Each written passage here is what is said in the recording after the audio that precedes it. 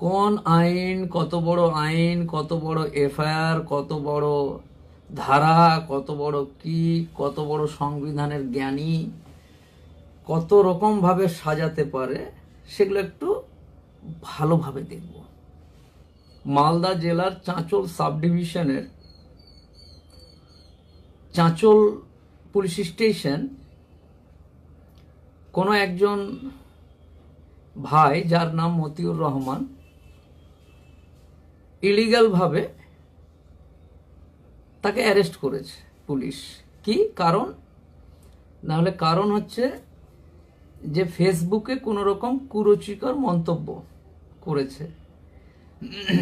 যে ধারাগুলো পুলিশ দিয়েছে, আপাতত এই অবধি যা হচ্ছে, চাঁচল কোর্টে আমার যে সমস্ত আইনজীবী বন্ধুরা আছে তাদের কাছ থেকে রিপোর্ট নিয়ে দেখলাম যে ধারাগুলো দিয়েছে 509 ধমকি এবং আইটি এর বিভিন্ন রকম সেকশন দিয়েছে।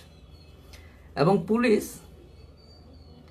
তাকে থানায় আনলো, থানায় অ্যারেস্ট করলো। অ্যারেস্ট করার পর কোর্টে নিয়ে গেছে এবং সেখানে তাকে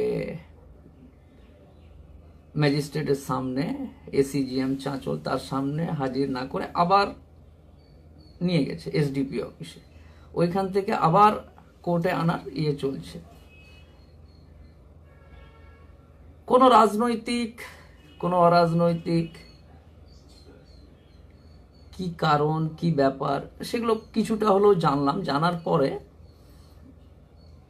তার অপরাধ সম্পর্কে বুঝতে পারলাম এবং যে অপরাধের জন্য তাকে ধরেছে সেটা কত বড় গুরুতর অপরাধ সেটা একজন আইনজীবী হিসাবে বুঝতে পারছি। বুঝতে পারার পর আমি যে ছেলেটি অ্যারেস্ট হয়েছে তার নাম মতিউর রহমান। আপনারা জানেন আমি বিভিন্ন সময় মানুষের অসময়ে তাদের পাশে দাঁড়ানোর চেষ্টা করি।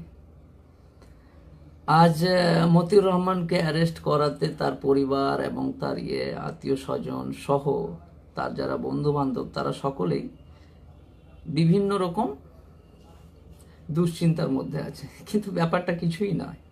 আইনের চোখে আমাদের দেশের বা রাজ্যের পুলিশ কতটা কি করতে পারে জনগণ মোটামুটি সকলেই সব বুঝে।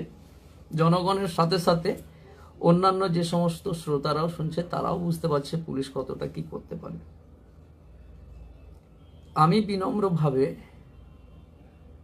আমার সকল চাঁচল সাব ডিভিশন এরিয়া তথা মালদা জেলার যে সমস্ত এরিয়াগুলো চাঁচলের আশেপাশে আছে, চাঁচল, শামশির, রতুয়া, তো আমার সকল বন্ধুদেরকে সেই মতিউর রহমান পরিবারের পাশে দাঁড়ানোর অনুরোধ করব। এবং আগামীকাল, যদিও ব্যস্ত শিডিউল,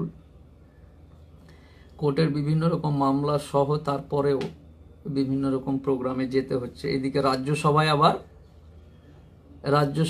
মন্ত্রিসভায়, কেন্দ্রীয় মন্ত্রিসভায় পাশ হয়েছে।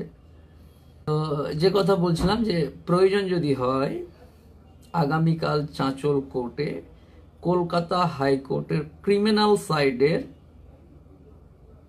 বেশ কিছু লয়ার আমরা যাব, গিয়ে থানা, পুলিশ কত রকম সেকশন দিয়েছে সেই সেকশনগুলো জজ সাহেবের সামনে কিভাবে হিয়ারিং বা মুভিং বা আর কিছু করতে হয় আমরাও দেখব।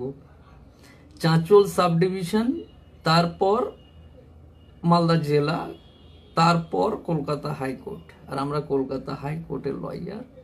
আমরা বেশ কিছু, আজকে সন্ধ্যার মধ্যে যদি কোনো পজিটিভ খবর না আসে তাহলে আজকে ট্রেনে চড়বো, চড়ে আগামীকাল চাঁচল কোর্টে যাব। চাঁচল কোর্টে যাওয়ার পরে কোন আইন, কত বড় আইন, কত বড় এফআইআর, কত বড় ধারা, কত বড় কি, কত বড় সংবিধানের জ্ঞানী, কত রকম ভাবে সাজাতে পারে, সেগুলো একটু ভালোভাবে দেখব। দেখে আপনাদের সকলের সামনেই সেটা আবার দেখাবো। যাই হোক, ওয়েট করছি সন্ধ্যার মধ্যে আমার যে সমস্ত চাঁচলের বন্ধু আইনজীবী আছে তারা কতটা কি করতে পারছে। তারপরেই যদি প্রয়োজন হয় আজকে রাত্রেই যাব, গিয়ে আমরা হাইকোর্টের, আমরা বেশ কিছু বন্ধু ছিল, এখন ওরা একটু টিফিনে করতে গেল। আর আমার তো টিফিন টাফানের ব্যাপার নেই, মানে এক তো ভোটার কার্ড আধার কার্ডের উকিল হয়ে গেছি এখন, হাজারের বেশি ফোন, ফোন না ধরলে, যার ফোন ধরছি না সে ভালোবাসে, ফোন না ধরলে আবার তার কাছে আমি ভালোবাসার পাত্র নয়, তখন রাগের পাত্র হয়ে যাচ্ছে। কিন্তু কখনো ভাবছে না যে আমার জায়গায় দাঁড়িয়ে থেকে সে যদি আমার জায়গায় দাঁড়াতো তাহলে বুঝতে পারতো আমার পরিস্থিতিটা। যাই হোক, সেটা নিয়েও দুঃখ নেই, অনেক ভাই ভুল বুঝছে, বুঝতে পারে। তবে আমি যে, যাই হোক, ভালো থাকুন, সুস্থ থাকুন সবাই।